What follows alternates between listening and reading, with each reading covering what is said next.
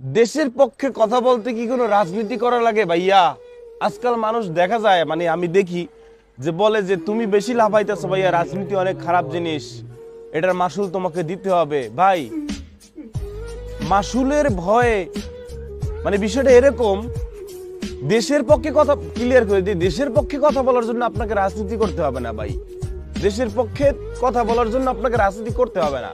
এখন আসেন, অন্যায় অনিয়ম যারা গুম গুম করছে, ওদের ভিতরে তো কোনো ধরনের অনুশোচনা, ওদের ভিতরে কোনো ধরনের মায়া কান্না বলেন, লজ্জা বলেন, চোখ লজ্জা বলেন, এগুলো তো নাই। এখন ওদেরকে ভয় পাওয়া মানে কি জানেন? আল্লাহকে ভয় পাও না।